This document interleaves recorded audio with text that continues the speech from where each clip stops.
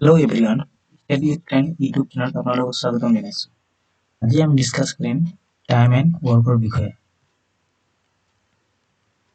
ধৰি লৈছো এ নামৰ ব্যক্তিজন 5 দিনত এটা কাম কৰে। বি নামৰ ব্যক্তিজন 2 দিনত এটা কাম কৰে। এই দুইজন মিলি টোটাল ৱৰ্ক কিমান কৰে?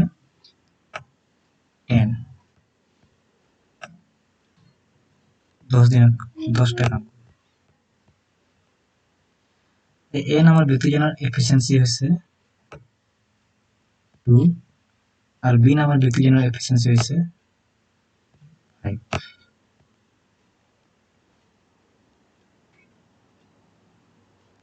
গতিকে আমি গম পালো যে টোটাল ৱৰ্ক কেনেকৈ নিৰ্ণয় কৰে। টাইম আৰু এফিচিয়েন্সি পূৰণ কৰিলে আমি পাম total work time into efficiency.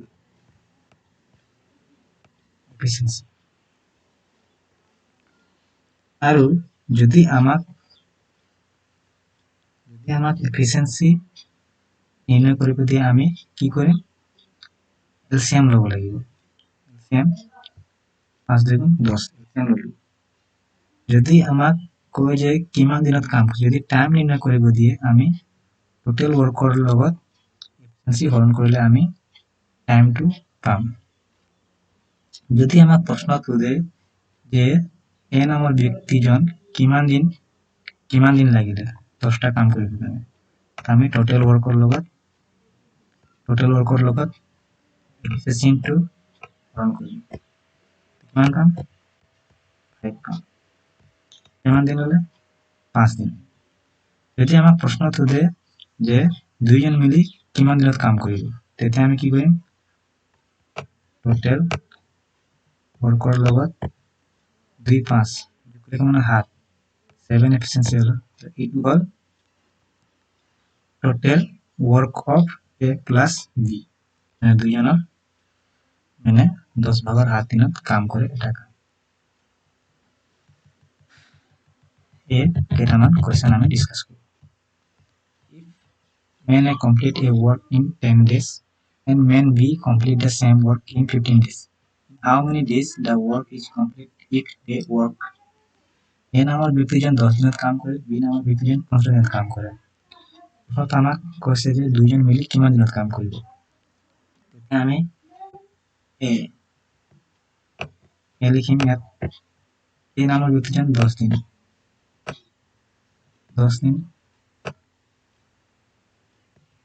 B নামৰ ব্যক্তিজন 15 দিন কাম কৰে। 15 দিন। ইয়াৰ আমি কি উলিয়াব লাগে? Total work. টোটাল ৱৰ্ক কেনেকৈ নিৰ্ণয় কৰিম? এলচিএম ল'ম। এলচিএম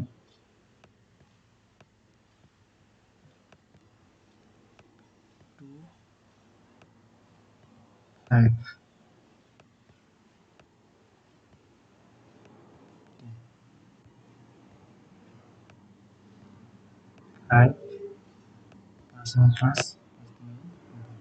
5 2 × 10 3 × 30। টোটাল ৱৰ্ক হৈছে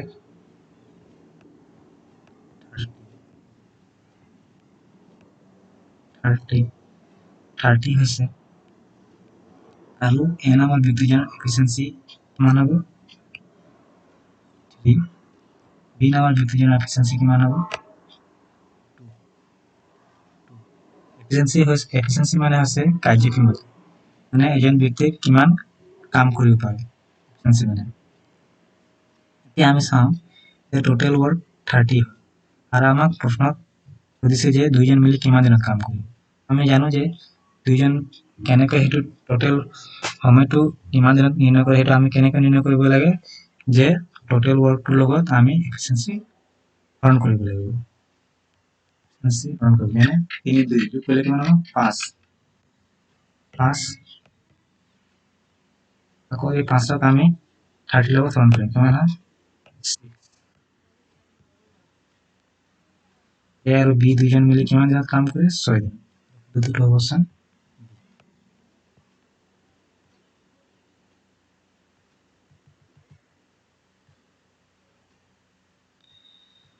next question is if man A complete a work in 10 days the same work is complete by B in 15 days and C in 12 days respectively in how many days the work is complete if they work together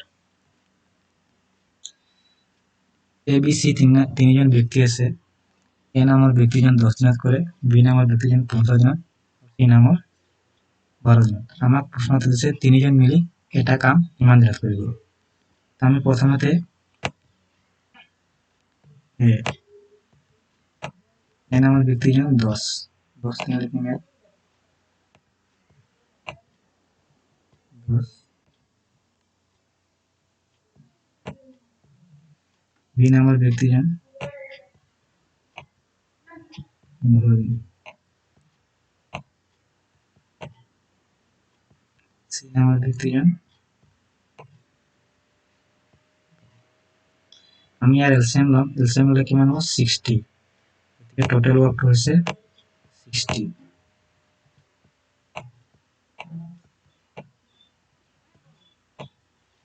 60 total work হৈছে 60 আৰু এ নামৰ ব্যক্তিজনৰ efficiency হ'ব 6 B নামৰ হ'ব 4 সির হ'ব efficiency 5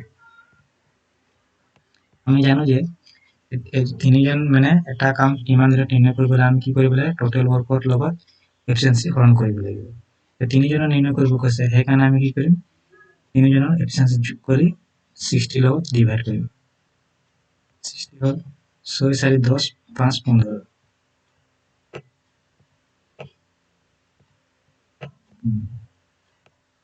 মানে সही বলি দুটো অপশন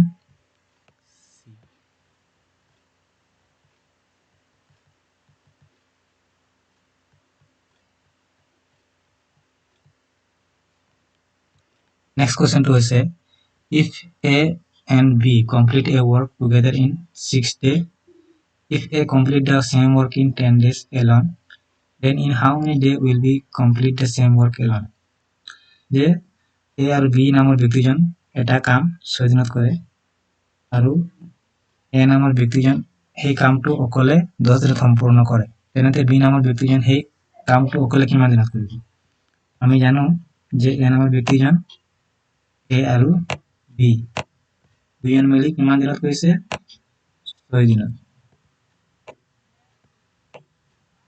6 দিনত আৰু A নামৰ ব্যক্তিজন কিমান দিনত কাম কৰিছে 10 দিনত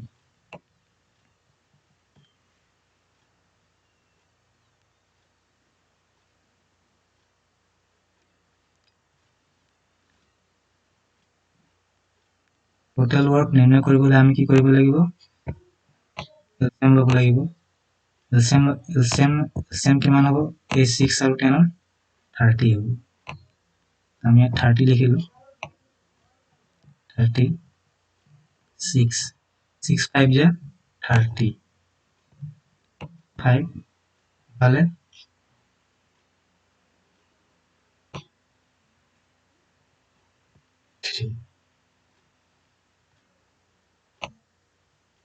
এতিয়া আমাক a plus b equal a plus b equal কিমান পালো আমি এফিচিয়েন্সি 5 পালো আৰু a নামৰ ব্যক্তিজনৰ এফিচিয়েন্সি কিমান আছে 3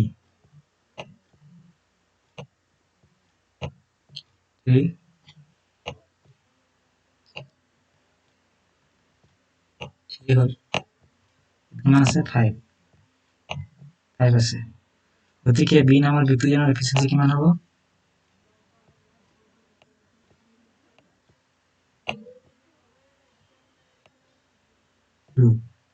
আৰু টোটাল ওয়াৰ্ক হৈছে 30 আৰু আমাক প্ৰশ্নত b নামৰ ব্যক্তিজন কিমান দিন কাম নিৰ্ণয় কৰিব কৈছে সেইকাৰণে আমি এই উত্তৰ লিখিম আকৌ হৰণ কৰিম কিমান হৈ যাব গতিকে বি নামৰ ব্যক্তিজন কিমান দিনত কাম কৰিলে সেই কামটো একেটা কাম 15 দিনত কাম কৰিলে 15 দিনত কাম কৰিলে আৰু শুদ্ধটোতো হ'ব অপশ্যন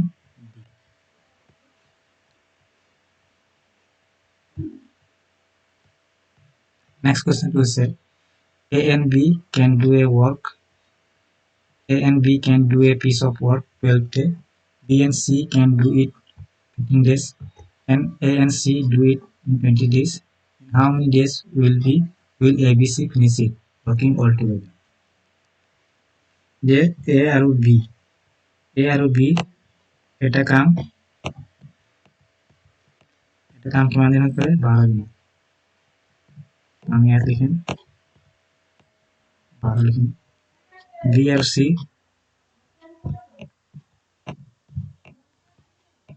আৰু C কিমান দিনত 15 দিনত কাম কৰে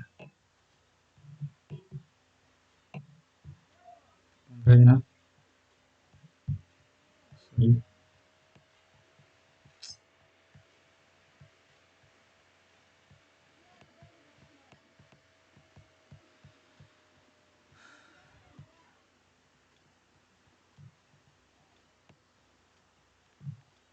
দিনত কাম কৰে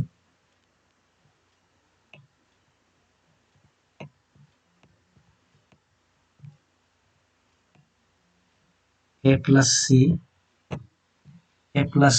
20 দিনত 20 দিনত কাম কৰে এই A B C গোটেইখিনি আমি কি কৰিম এতিয়া টোটাল ওয়াৰ্ক নিৰ্ণয় কৰিম টোটাল ওয়াৰ্ক কেনেকৈ নিৰ্ণয় কৰিম এলসিএম ৰ সহায়ত নিৰ্ণয় কৰিম আৰু আমি জানো যে এই 12 15 20 এলসিএম হ'ব 60 সেইকাৰণে আমি ডাইৰেক্ট টোটাল ওয়াৰ্কটো 60 ইয়াত লিখি দিছো 60 12 5 গুণ 60 সেইকাৰণে এফিচিয়েন্সি কিমান হ'ব A plus B ৰ এফিচিয়েন্সি হ'ব 5 B plus C ৰ এফিচিয়েন্সি হ'ব 4 A plus C ৰ এফিচিয়েন্সি হ'ব 3 কি হ'ল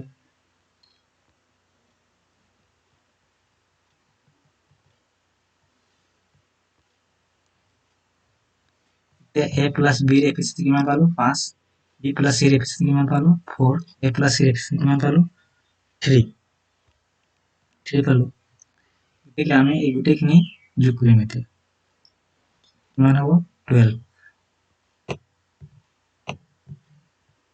12 হ'ব 12 আৰু এফালে A plus B A plus B plus C bracket 2 গোটেইখিনি যোগ কৰিলে কিমান পালো আমি 12 পালো A plus B 5 B plus C 4 A plus C 3 গোটেইখিনি যোগ কৰিলে কিমান পালো A plus B plus C equal 2 এই দুইটো এটা কোন আছে এটা সেটা বলে কি হবে হরণ আমরা 6 আর আমরা খুঁজিছে যে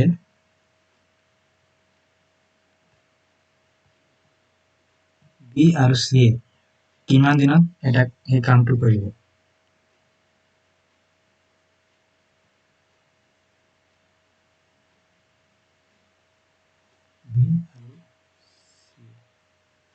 সরি ইয়াত কোন হ'ব ইয়াত A হ'ব টাইপিং মিস্টেক হৈছে ইয়াত A হ'ব A A আপনি ইংলিশত চাব পাৰে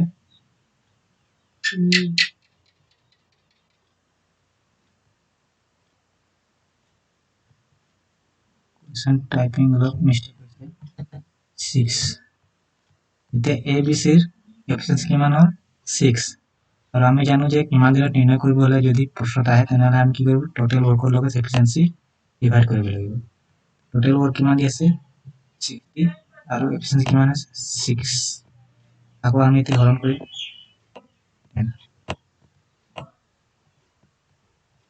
দুটো অপশন বি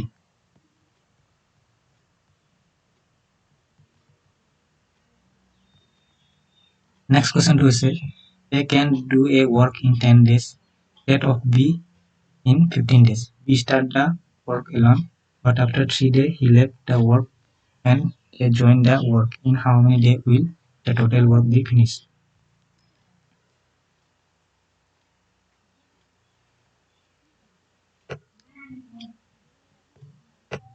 A নামৰ ব্যক্তিজন 10 দিনত কাম কৰে। B নামৰ ব্যক্তিজন কিমান দিন? 15 দিনত কাম কৰে। আমি ইয়াৰ এফিচিয়েন্সি নিৰ্ণয় কৰিম।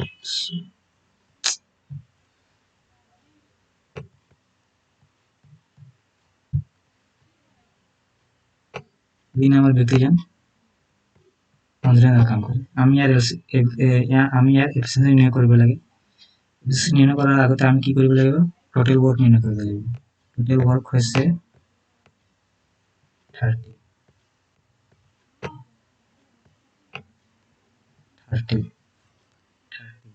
সেয়ে এর এফিচিয়েন্সি হ'ব 3 আর বির এফিচিয়েন্সি হ'ব 2। আমাক প্রশ্ন সুধিছে যে বি অকলে কাম আৰম্ভ কৰে কিন্তু 3 দিনৰ পিছত কামটো এৰি যায় আৰু বি কামত যোগদান কৰিলে কিমান দিনত মানে B start the work alone but after 3 days he left the work and A joined the work. How many days will be the total work will be finished? B নামৰ ব্যক্তিজন কামটো স্টাৰ্ট কৰে কিন্তু 3 দিনৰ পিছত কামটো এৰি দিয়ে আকৌ A নামৰ ব্যক্তিজন সেই কামটো সম্পূৰ্ণ কৰে গতিকে কিমান সময় লাগে টোটাল দিন কিমান দিন লাগে তো আমি জানো যেতিয়া A নামৰ ব্যক্তিজন